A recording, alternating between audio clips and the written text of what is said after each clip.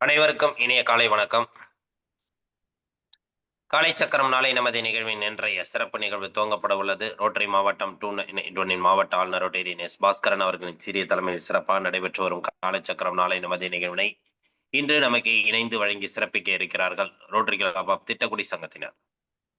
Rotary club of Tittakudi மண்டலம் 22 உதவி ஆளுநர் ரோட்டரியன் தாசன் அவர்களையும், ரோட்டரி கிளப் ஆஃப் திட்டக்குடி சங்கத்தின் தலைவர் ரோட்டேரியன் சிவகிருபா அவர்களையும், செயலாளர் ரோட்டேரியன் வேல்முருகன் அவர்களையும், பொருளாளர் ரோட்டேரியன் சிவசண்முக சுந்தரம் அவர்களையும் மற்றும் அவர்களது சங்க உறுப்பினர்கள் அனைவரையும் இந்த காலை வேளையிலே வருக வருக என அன்புடன் வரவேற்கின்றோம். நிகழ்ச்சியின் முதல் நிகழ்வாக ரோட்டரி வணக்கம் வாசிக்க வருகிறார் ரோட்டரி கிளப் ஆஃப் ஸ்ரீமுஷ்டம் சங்கத்தின் தலைவர் ரோட்டேரியன் ரவிசுந்தர் அவர்கள். அனைவருக்கும் வணக்கம். இறைவா, மனித குலத்தை படைப்பித்த தந்தையே, உயர்ந்த நிறைவான நன்னறிவை அடிப்படையாக கொண்ட ரோட்டரி கொள்கையால் இவக்கு நிறுவன அகத்துடன் செய்வதற்கு நாங்கள் உனக்கு நன்றி சொல்கின்றோம்.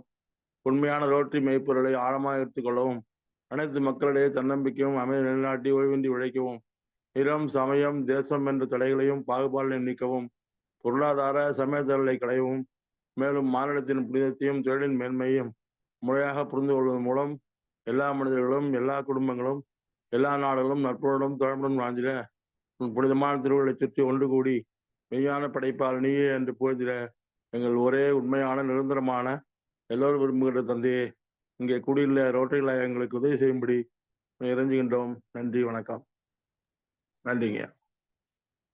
நன்றி. ரோட்டரி வணக்கம் வாசித்த ரோட்டரி கிளப் ஆஃப் ஸ்ரீமுஷ்டம் சங்கத்தின் தலைவர் அவர்களுக்கு நன்றியை தெரிவித்துக் கொள்கிறோம். அதே போன்று இன்றைய நிகழ்வை நமக்கு இணைந்து வழங்கி சிறப்பித்துக் கொடுத்துக் கொண்டிருக்கும் ரோட்டரி கிளப் ஆஃப் திட்டக்குடி சங்கத்தின் தலைவர் உள்ளிட்ட அனைவரையும் இந்த நேரத்திலே வருக என்ற அனைவரையும் அன்புடன் வரவேற்கின்றோம். அவர்களது சங்கத்தின் மண்டல மாவட்ட பொறுப்பாளர்கள் மற்றும் முன்னாள் தலைவர்கள் மற்றும் சங்கத்தின் உறுப்பினர்கள் அனைவரையும் இந்த காலை வேளையிலே வருக என அன்புடன் வரவேற்று நிகழ்ச்சியை துவங்குவதில் திட்டக்குடி சங்கம் துவங்கி வைப்பதில் பெருமை கொள்கிறோம் என்று இந்த நிகழ்வை சிறப்புடன் நிகழ்த்தி நிகழ்ச்சியின் முதல் நிகழ்வாக ரோட்டரி இறைவேண்டுதல் அளிக்க ஆசா நல்ல சிவமையா அவர்களை அன்புடன் அழைக்கின்றோம்.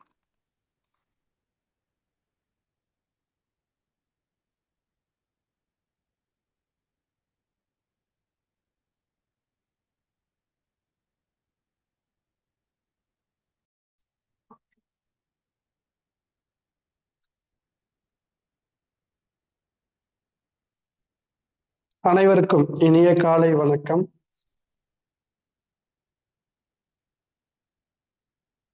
தெளிவு குருவின் திருமேனி காண்டல், தெளிவு குருவின் திருநாமம் செப்பல், தெளிவு குருவின் திருவார்த்தை கேட்டல், தெளிவு குரு சிந்தித்தல் தானே, தெளிவு குரு சிந்தித்தல் தானே.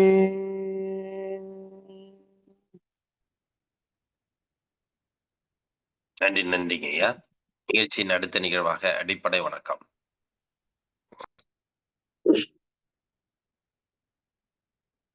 அனைவரும் சின்முத்திரை வைத்துக் கொள்கிறோம். நன்றாக மூச்செடுத்து எழுத்தை உச்சரிக்கவும்.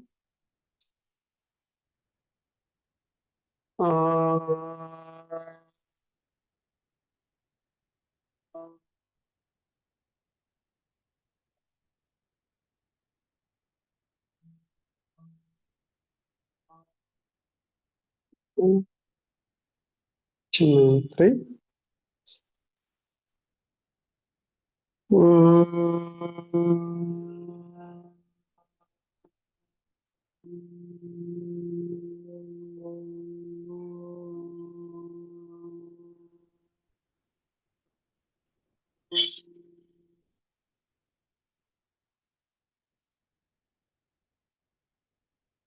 ஆதிமுத்திரை.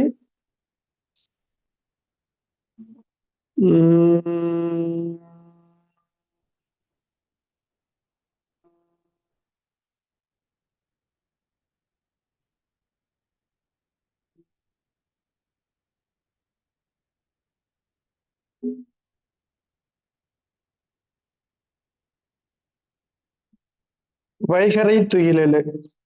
அன்னைக்கு வணக்கம். தந்தைக்கு வணக்கம். ஆசான் அவர்களுக்கு வணக்கம். வைகறை துயிலெழு. அன்னைக்கு வணக்கம். தந்தைக்கு வணக்கம். ஆசான் அவர்களுக்கு வணக்கம். வணக்கம் ஐயா வெற்றியுறுதி.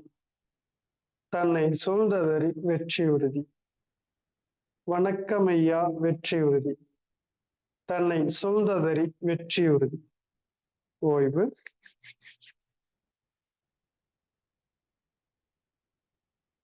நன்றிங்க ஐயா. நிகழ்ச்சியின் அடுத்த நிகழ்வாக தொடர் ஆசன பயிற்சிகள் மற்றும் மூச்சு பயிற்சி.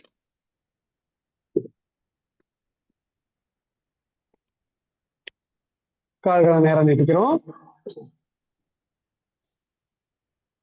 காலை நல்லா இலக்கப்படுத்திக்கொள்ளுங்கள்.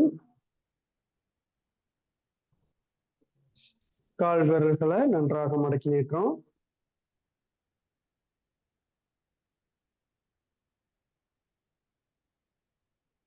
கால் பாதத்தை நல்லா வட்டமா சுத்துங்க.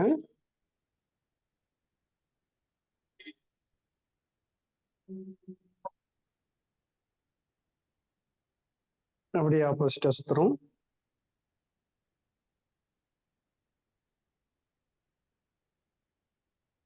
ரைட் லெக் மடக்கி நீட்டுங்க.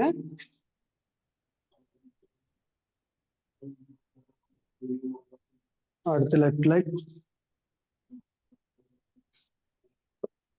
Right leg, left leg. ஓய்வு. நன்றாக மூச்சல் தொடுங்க.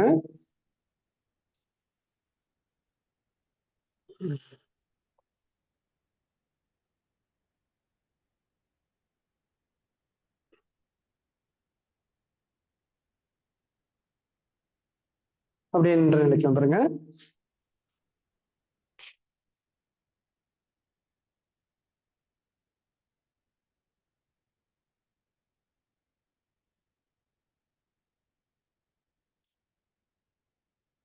நம்ம சுவாச பயிற்சிக்கு தகுந்த மாதிரி சுவாச உறுப்புகளை பலப்படுத்த நேற்றைக்கு செய்த அந்த பயிற்சியை மீண்டும் நல்லா முறையாக கற்றுக்கொள்கிறோம்.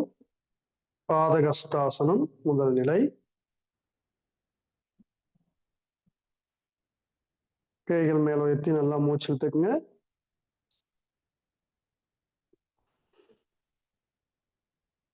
மீண்டும் மூச்சு இழுத்துட்டே பேக் பெண்டிங் போறோம்.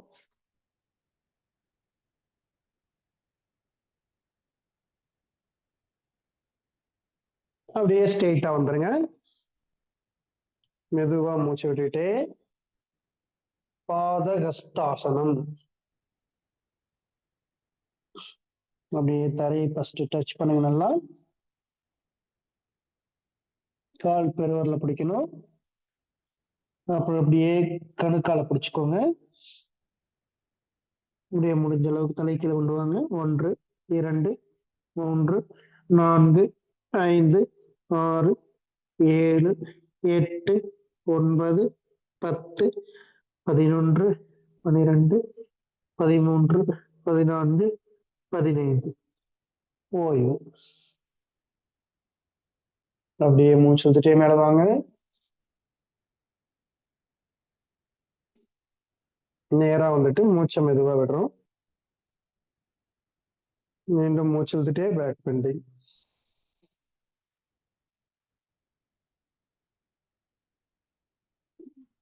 ஒன்று 2 3 4 5. பெரியாசனத்துல ஒரு 5 செகண்ட் இருந்து ஸ்ட்ரெயிட்டா வந்துருங்க. மெதுவா கை கீழே கொண்டு வாங்க. மூச்சு விட்டுட்டே கீழே வரும். ஓய்வு. நன்றாக மூச்சு தொடங்க.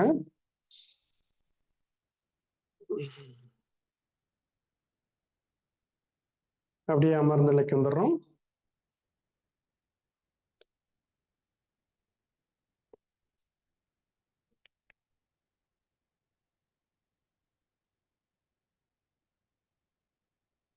அமர்ந்த நிலையில் நன்றாக மூச்சு தொடங்க.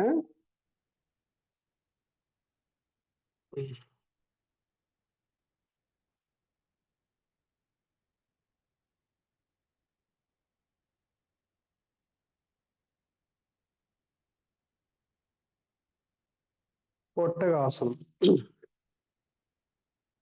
ரைட் லெக் மடக்கி நிட்டுறோம், மடக்கி வச்சுக்கிறோம். அடுத்து லெஃப்ட் லெக்கை மடக்கிறோம். முட்டி போட்டு நேரம் அணைக்கிறோம். முழங்காலுக்கும் கால் பாதத்துக்கு கொஞ்சம் கேப் இருக்கணும். இடுப்புல கை வச்சுக்கோங்க. மெதுவா பேக் பெண்டிங் பண்றோம். ரைட் ஹேண்ட்ல ரைட் லெக் பிடிச்சிருங்க. லெஃப்ட் ஹேண்ட்ல லெஃப்ட் லெக் பிடிச்சு தலையை நல்லா பின்னாடி கொண்டு வாங்க. 1 2 3 4 5 6 7 8 9 10 11 12 13 14 15. ஓய்வு.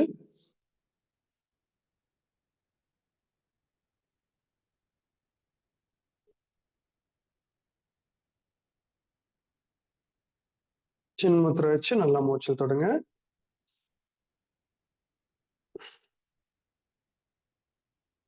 நல்லா ஆழ்ந்து மூச்சு எடுத்து மெதுவா விடுறோம்.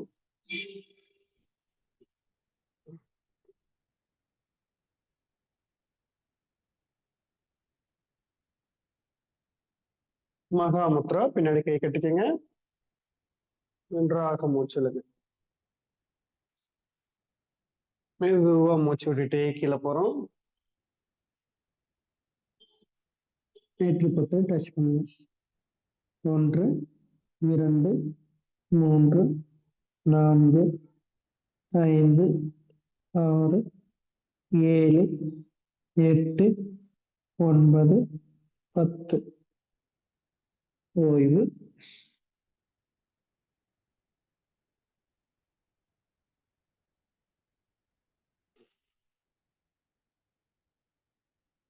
நன்றாக மூச்சில் தொடுங்க.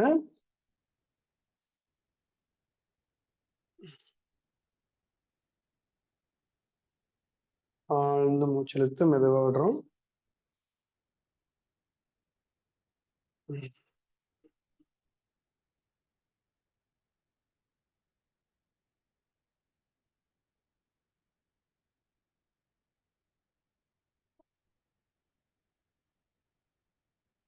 கால் முட்டியில கை டச் பண்ணிக்கிறோம்.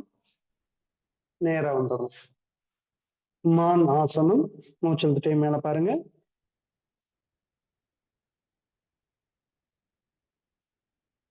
10 செகண்ட் அப்படியே இருங்க.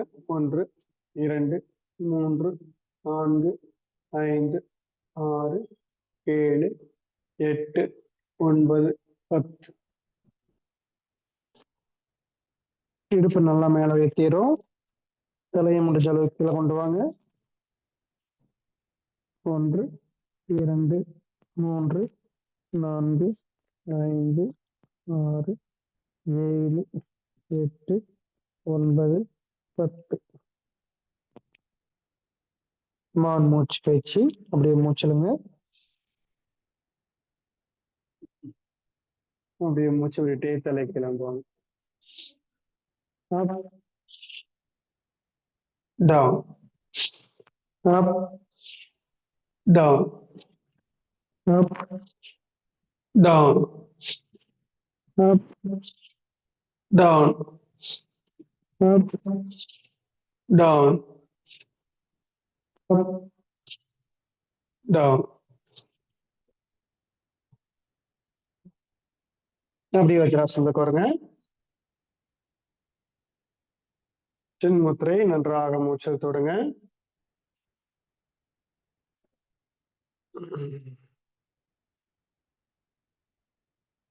முயலாசனம்.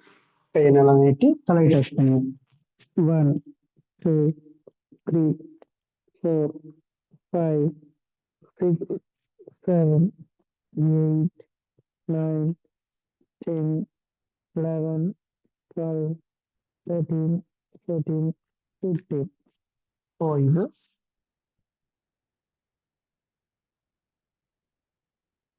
நன்றாக மூச்சல் தொடுங்க.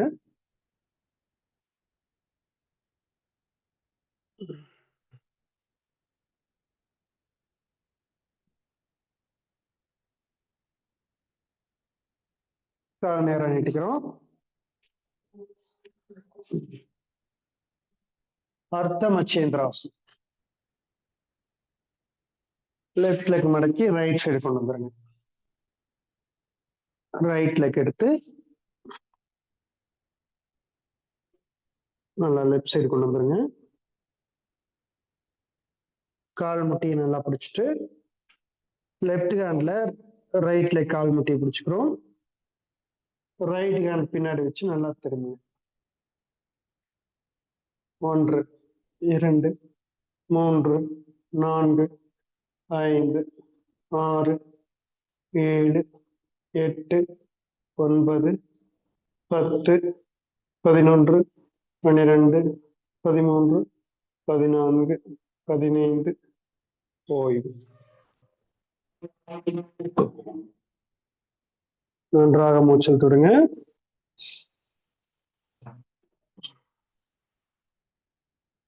நல்லா ஆழ்ந்த மூச்சல் தொடுறோம்.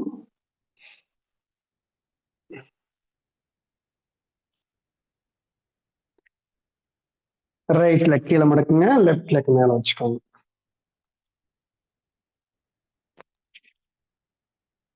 லெஃப்ட் ஹேண்ட் பின்னாடி வச்சு நல்லா பின்னாடி திரும்புங்க.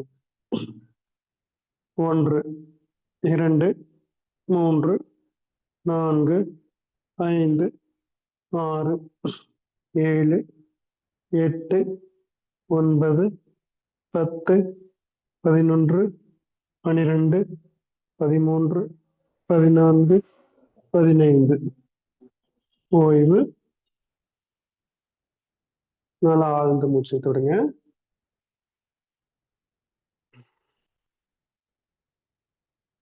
நன்றாக மூச்சல் தொடுறோம்.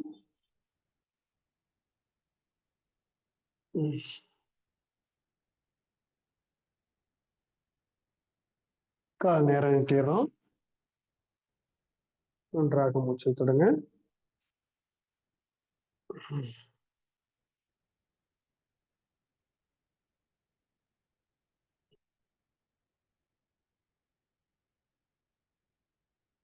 லெஃப்ட் லெக் மடக்கி வைங்க. அடுத்து ரைட் லெக் எடுத்து மேல வச்சுக்கணும். அர்த்த பத்மாசனம். சின்ன முத்திரை வச்சு நல்லா மூச்சு தொடுங்க.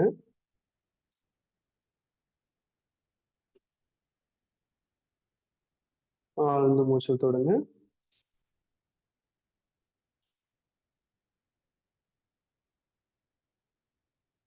ஷோல்டர் நேரு கை கீழே வச்சு அப்படியே பேலன்ஸ் பண்ணி உடம்பு மேல தூக்குறோம். அர்த்த உத்தித பத்மாசனம். 1 2 3 4 5 6 7 8 9 10 11 12 13 14 15 ஓய்வு. சின்முத்திரை. நீண்ட மூச்சில் தொடுங்க. மெதுவாக மூச்சு விடுங்க.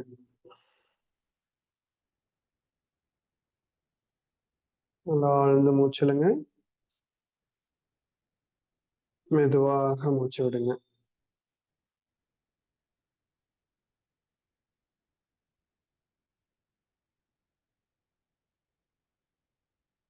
கபாலபதி. பெருவரில் வச்சுக்கோங்க. 1 மூச்சு காற்ற வெளியே மட்டும் விடுங்க. ரைட் சைடு கை வச்சுக்கிறோம், லெஃப்ட் சைடு விடுறோம். 2 3 4 5 6 7 8 9 10 11 12 13 14 15 ஓய்வு. 2 எழுச்சி முத்திரை. மூச்சு காற்ற கவனிங்க.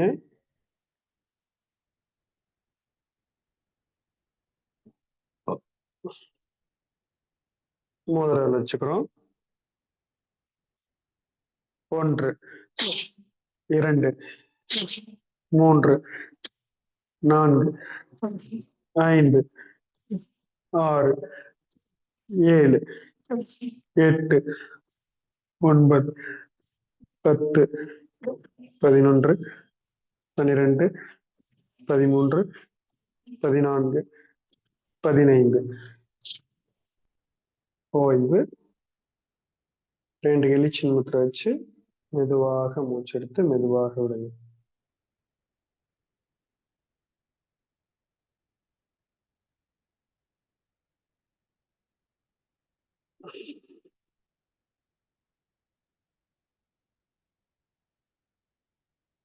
சாஸ்திரியா விரல் வச்சுட்டு நல்லா மூச்சை உள்ள எடுத்து விடணும்.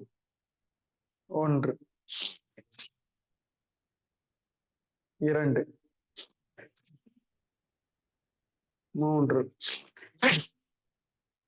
4 5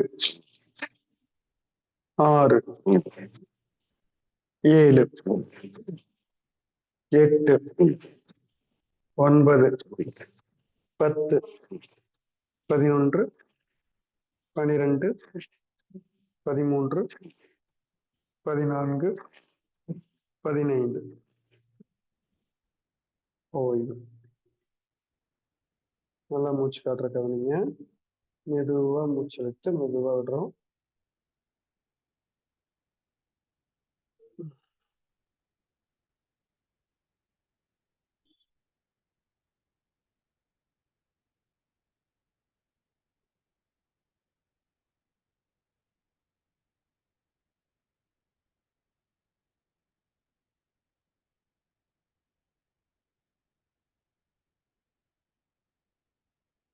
மோதிர விரல் வச்சுக்கோங்க. 1 2 3 4 5 6 7 8 9 10 11 12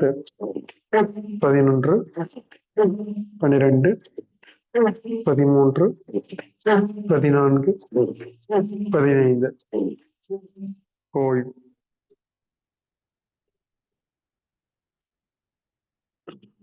நல்லா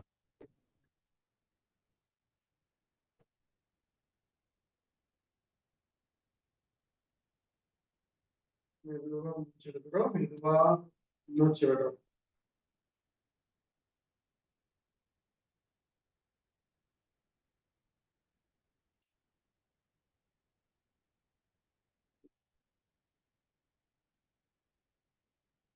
வயிற்று பிரியை கட்ட வரல அப்படி பின்னாடி வச்சுட்டு 4 வரல வயிற்று பகுதியை நசுக்கிற மாதிரி வச்சுக்கணும். மூச்சு எடுக்கும் போது நல்லா ஃப்ரீயா விடுறோம். மூச்சு விடும் போது வயிற்று நசுக்கி காற்று அடிக்கிறோம். 1 2 3 4 5 6 7 8 9 10 ஓய்வு. நல்லா மூச்சு காற்றையே கவனிங்க.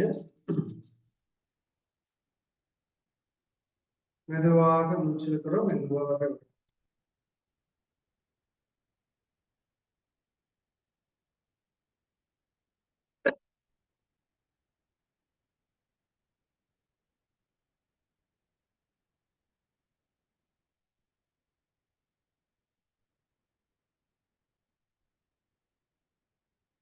அடுத்து ஜஸ்ட்ல வச்சுக்கிறோம். கட்ட வரல அக்குள்ள வச்சிருக்கோம். 4 வரல முன்னாடி வைங்க. 1 2 3 4 5 6 7 8 9 10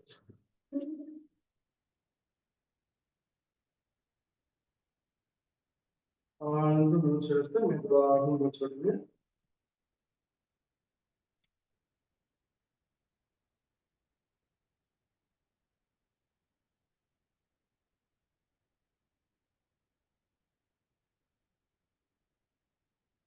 அப்படியே மூச்சு காற்றையே கவனிங்க.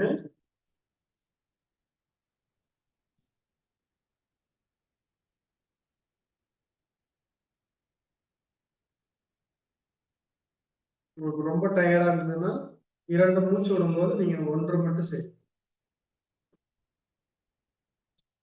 ஷோல்டர் கை வச்சுக்கோங்க. 1 2 3 4 5 6 7 8 9 10 ஓய்வு. நல்லா மூச்சு காற்றையே கவனிங்க. ஆழ்ந்து மூச்செடுத்து மெதுவாக மூச்சு வர வேண்டும்.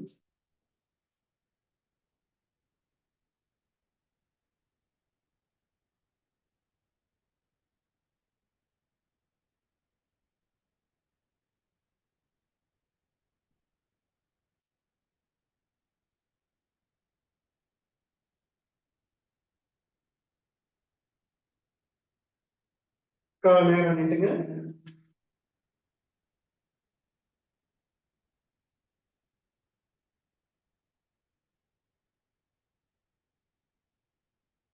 காலை கொஞ்சம் இடப்படுத்திக்கோங்க.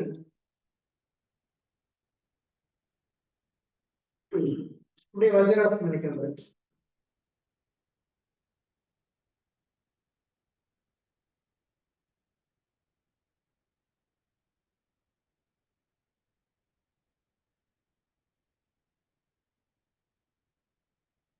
ஆதி முத்திரை திருமண பிரஸ்பரியா. 1 2 3 4 5 6 7 8 9 10 11 12 13 14 15 16 17 18 19 20 ஓய்வு. நல்லா மூச்சு காற்றையே கவனிங்க.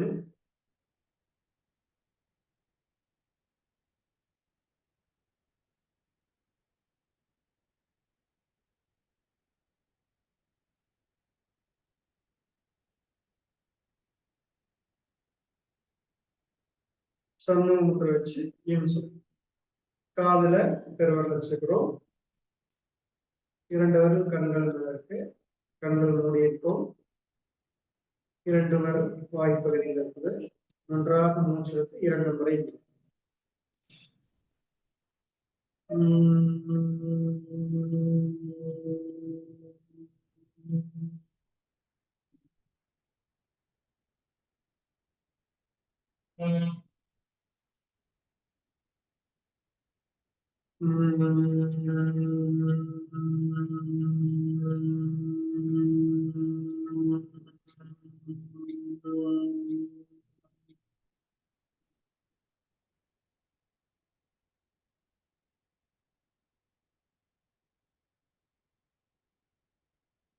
ஓய்வு.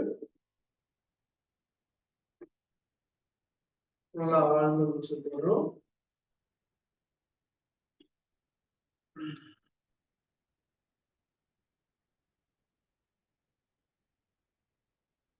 நன்றாக பயிற்சி செஞ்சீங்க. நாம இதே போல ஆசனங்கள் மூச்சு பயிற்சி செஞ்சு நாடி சுத்தி பிராணாயாமம் ஒரு 5 நிமிட தியானம் செய்வதன் மூலமாக நம்முடைய சுவாச பிரச்சனைகள் அத்தனை எந்த பிரச்சனையா இருந்தாலும் சரி, கண்டிப்பா சரியாயிடும். நீங்க நல்லா இயல்பாக மூச்செடுத்து இயல்பாக மூச்சிட முடியும். அப்பதான் நம்முடைய உடல் வந்து நல்லா உடல் ஆரோக்கியம் இருந்தால் மனமும் ஆரோக்கியமாக இருக்கும். மகிழ்ச்சியாக வாழலாம். இந்த நல்லதொரு வாய்ப்பினை வழங்கிய ரோட்டரி சங்கங்களுக்கு மனமார்ந்த நன்றியை தெரிவித்துள்ளோம். நன்றி ஐயா.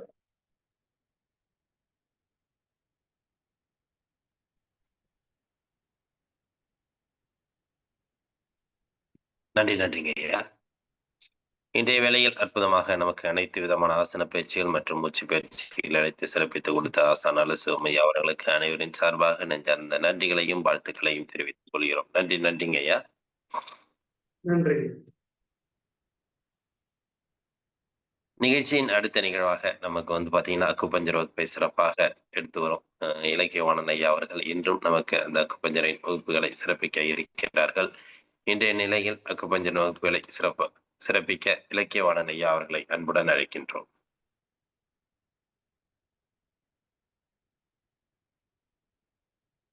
அனைவருக்கும் இனிய காலை வணக்கம். உங்கள் அனைவரையும் இன்றைய அக்குபங்சர் வகுப்பிற்கு வருக வருகவென அன்புடன் வரவேற்கிறோம். சென்ற வகுப்புல நம்ம நாடி பரிசோதனை பற்றி பார்த்திருந்தோம். இன்றைய வகுப்புல அதனை தொடர்ந்து சிறுநீரகம் என்கிற ஒரு உறுப்பினுடைய முக்கியமான தன்மைகள் பற்றி காணவிருக்கிறோம். நம்ம ஏற்கனவே ஒரு முறை இதை பத்தி பேசியிருக்கோம். அதாவது ஒரு மனிதனுடைய பிறப்பிலிருந்து வரக்கூடிய நோய் எதிர்ப்பு சக்தி, ஒரு மனிதனுக்கு பிறப்பிலிருந்து கிடைக்கக்கூடிய நோய் எதிர்ப்பாற்றல் நீர் மூலகம் தான் கவனிக்குது. ஒரு மனிதனுக்கு பிறப்பிலிருந்தே கிடைக்கக்கூடிய நோய் எதிர்ப்பாற்றலை எந்த மூலகம் கவனித்துக் கொள்கிறது அப்படின்னா நீர் மூலகம் தான் கவனித்துக் கொள்கிறது. ஒரு தாயிடமிருந்து தந்தையிடமிருந்து கிடைக்கக்கூடிய பிறப்பிலிருந்தே கிடைக்கக்கூடிய நோய் எதிர்ப்பாற்றல் எது கவனித்துக் கொள்கிறது அப்படின்னா நீர் மூலகம் தான் கவனித்துக் கொள்கிறது. குறிப்பாக நம்முடைய உடல்ல நீர் மூலகம் சார்ந்த உறுப்பான சிறுநீரகம் கவனித்துக் கொள்கிறது. இந்த சிறுநீரகம் இந்த உறுப்புகளை எப்படி கவனித்துக் கொள்கிறது என்பதை சில அடுக்குகளாக அக்குபங்சர்ல பிரித்து சொல்கிறார்கள். குறிப்பா அக்குபங்சரனுடைய ஆதி நூல் ஹுவாங் டி நெய்ஜிங் என்ற அந்த நூலுக்கு பெயர். அந்த நூலில் இது சார்ந்து என்ன கொடுத்திருப்பாங்க அப்படின்னா, ஒரு பெண் குழந்தை பிறக்கிறது அப்படின்னா அந்த பெண் குழந்தையினுடைய வாழ்க்கை முறை ஒவ்வொரு 7 ஆண்டுகளிலும் மாறும். அதாவது இன்று ஒரு பெண் குழந்தை பிறக்குது அப்படின்னா 7 வயது வரைக்கும் அதனுடைய அந்த குழந்தையினுடைய உடலில் ஒரு விதமான செயல்பாடுகள் இருக்கும். அடுத்த 7 ஆண்டுகள் 7 வயதிலிருந்து 14 வயது வரைக்கும் ஒரு விதமான செயல்பாடுகள் நடக்கும். அடுத்த 7 ஆண்டுகள் 14ஆம் வயதிலிருந்து 21 வயது வரைக்கும் ஒரு விதமான செயல்பாடுகள் நடைபெறும். 21 வயதிலிருந்து 28 வரைக்கும் ஒரு விதமான செயல்பாடுகள் நடக்கும். 7 பெண்களுடைய உடல்ல மாறுபாடுகள் நடக்கும். அதே மாதிரி ஆண்களுக்கு உடலில் எப்படி மாறுபாடு நடக்கும் அப்படின்னா 8 நடக்கும். ஒரு வயதிலிருந்து 8 வயது வரைக்கும் ஒரு விதமான மாறுபாடு இருக்கும். 8 வயதிலிருந்து 16 வயது வரைக்கும் ஒரு விதமான மாறுபாடு இருக்கும். 16லிருந்து 24 வயது வரைக்கும் ஒரு விதமான மாறுபாடு இருக்கும். இந்த மாதிரி ஆண் குழந்தையாக இருந்தால் 8 வருடங்கள்ல நடக்கும். பெண் குழந்தையா இருந்தா 7 வருடங்கள்ல நடக்கும். இப்போ இதை பற்றி நாம என்ன தெரிஞ்சுக்க போறோம் அப்படின்னா, ஒரு குழந்தை இன்று பிறக்கிறது அப்படின்னா, உதாரணமா ஒரு பெண் குழந்தை இன்று பிறக்கிறது அப்படின்னா அதனுடைய 7 வயது வரைக்கும் அந்த பெண் குழந்தை 7 வயதை அடைகிற வரைக்கும் அந்த குழந்தைக்கு நோய் எதிர்ப்பு ஆற்றலாக எது உதவி செய்கிறது அப்படின்னா அந்த குழந்தையினுடைய சிறுநீரகத்தில் இருக்கக்கூடிய ஆற்றல் தான். ஒரு குழந்தை இன்று பிறக்கிறது, அதனுடைய 7 வயது காலம் வரைக்கும் அந்த குழந்தைக்கு ஆற்றலை எது கொடுக்கிறது அப்படின்னா சிறுநீரகம் தான் கொடுக்கிறது, நீர் மூலகம் தான் கொடுக்கிறது. அந்த சிறுநீரகத்துக்கு ஆற்றல் எப்படி கிடைத்தது அப்படின்னா அந்த குழந்தை கருவிலே இருக்கும்போது தாயிடமிருந்து என்னென்ன ஆற்றல் எல்லாம் பெற்றதோ அந்த ஆற்றல் எல்லாம் சிறுநீரகத்தில் தேக்கி வைக்கப்படும்.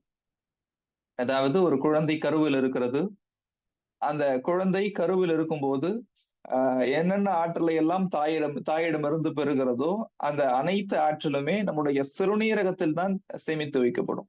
அப்போ ஒரு குழந்தை இருக்கு அப்படின்னா அது பிறந்து 7 வயது வரைக்கும் தாயிடமிருந்து தந்தையிடமிருந்து என்ன ஆற்றலை பெற்றிருக்கிறதோ அந்த ஆற்றல் தான் நோய் எதிர்ப்பு ஆற்றலாக 7 வயசு வரைக்கும் இருக்கும். நம்ம அந்த வயதுல குழந்தை உண்ணக்கூடிய உணவு, சுவாசிக்கக்கூடிய காற்று, அதனால் பெறக்கூடிய ஆற்றல் அப்படிங்கிறது குறைவு தான். உதாரணமா 100% ஆற்றலோடு ஒரு குழந்தை ஈடுபடுகிறது இருக்கிறது அப்படின்னா, ஒரு குழந்தைக்கு 100% ஆற்றல் இருக்கு அப்படின்னா, அதுல 70% தாயிடமிருந்து பெறக்கூடிய ஆற்றல் தான் 7 வயது வரைக்கும் இருக்கும். 20% உணவு, 10% காற்று. அதாவது மற்ற தலங்களிலிருந்து பெறக்கூடிய ஆற்றல் அப்படிங்கிறது வெறும் 30% தான். அப்போ 7 வயதுக்கு பிறகு என்ன நடக்கும் அப்படின்னா, 7 வயதுக்கு பிறகு சிறுநீரகத்தினுடைய ஆற்றல் குறைஞ்சிரும். அதாவது சிறுநீரகம் வந்து செயல்படக்கூடிய 70% செயல்பட்டுச்சுன்னு சொன்னோம் இல்லைங்களா? 70% சிறுநீரகம் வந்து 7 வயசு வரைக்கும் செயல்பட்டுச்சு. அடுத்தடுத்து என்ன செய்யும் அப்படின்னா, நாம உண்ணக்கூடிய உணவு, சுவாசிக்கக்கூடிய காற்று, இதுதான் நம்முடைய உடலினுடைய நோய் எதிர்ப்பாற்றலை முடிவு செய்யும். இதை இந்த இடத்துல நாம ஏன் புரிஞ்சுக்கணும் அப்படின்னா, ஒரு தாய் கர்ப்ப காலத்தில் எந்த அளவுக்கு ஆரோக்கியமான உணவுகளை எடுத்துக்கிறாங்களோ, எந்த அளவுக்கு ஆரோக்கியமான இயற்கை வாழ்வியலில் இருக்கிறார்களோ, அதை வைத்துதான் அந்த குழந்தையினுடைய அடுத்த 7 ஆண்டு காலம் முடிவு செய்யப்படுகிறது. சில நேரங்கள்ல சில குழந்தைகளுக்கு நம்ம கேள்விப்பட்டிருப்போம். பிறந்து சில நாட்களுக்கு மட்டும் அது தொந்தரவு இருக்கும். பிறந்து சில நாட்களுக்கு மட்டும், சில வருடங்களுக்கு மட்டும் ஒரு குறிப்பிட்ட தொந்தரவு இருக்கும். மருத்துவர்கிட்ட நம்ம போனோம்னா சொல்லுவாங்க, குழந்தை வந்து வளர வளர சரியாயிடும். 7 வயசுல சரியாயிடும். 8 வயசுல சரியாயிடும். அப்படிங்கிற மாதிரி ஒரு கணக்கு சொல்லுவாங்க. அதற்கான காரணம் என்ன அப்படின்னா, ஒரு பெண் குழந்தையா இருந்தா 7 வயது வரைக்கும் தாயிடமிருந்து, தந்தையிடமிருந்து பெறக்கூடிய ஆற்றலை தான் அது கிரகிக்கிறது. ஆண் குழந்தையா இருந்தா 8 வயது வரைக்கும் ஒரு குழந்தை கருவில் இருக்கும்போது தாயிடமிருந்து என்ன ஆற்றலை பெற்றதோ அந்த ஆற்றலின் அடிப்படையில தான் இயங்கிக் கொண்டிருக்கிறது. தாயினுடைய குணம் குழந்தைக்கு வருது, தந்தையினுடைய குணம் குழந்தைக்கு வருதுன்னு சொல்றாங்க இல்லைங்களா? அதெல்லாம் இதன் அடிப்படையில ஏற்படக்கூடியதுதான். ஒரு ஒரு குழந்தை பிறக்கிறது அப்படின்னா, பிறக்கும் போதே ஒரு விதமான ஆற்றலோடு பிறக்கிறது. அந்த ஆற்றலை எது கொடுக்கிறது அப்படின்னா, நீர் மூலகம் கொடுக்கிறது, சிறுநீரகம் கொடுக்கிறது.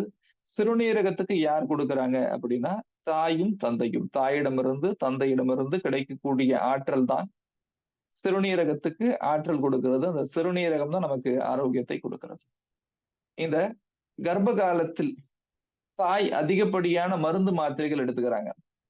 கர்ப்ப காலத்துல தாய் அதிகப்படியான மருந்து மாத்திரைகள் எடுத்துக்கொள்கிறார்கள் அப்படின்னா, கர்ப்ப காலத்தில் தாயினுடைய வாழ்வியல் முறை சரியில்லை அல்லது மனநிலை சரியில்லை அப்படின்னா, குழந்தையினுடைய அடுத்த 7 ஆண்டு காலம் பாதிக்கும். நம்ம என்ன கவனிக்கணும் அப்படின்னா, ஒரு பெண் கருவுற்று இருக்கிறாங்க அப்படின்னா, நம்ம கவனிக்க வேண்டிய ஒரு விடயம் என்ன அப்படின்னா, அந்த தாயினுடைய ஆரோக்கியம் சரியா இருக்கணும். இயற்கை வாழ்வியலில் இருக்கணும். அவர்களுடைய மனநிலை சரியா இருக்கணும். ஏன் அப்படின்னா, அந்த குழந்தையினுடைய அடுத்த 7 ஆண்டு கால வாழ்க்கையை தாயினுடைய ஆற்றல் தான் முடிவு செய்ய போகிறது. குறிப்பா சொல்லணும் அப்படின்னா, ஒரு குழந்தை பிறக்கும் போதே அதனுடைய ஆயுள் தீர்மானிக்கப்படுது.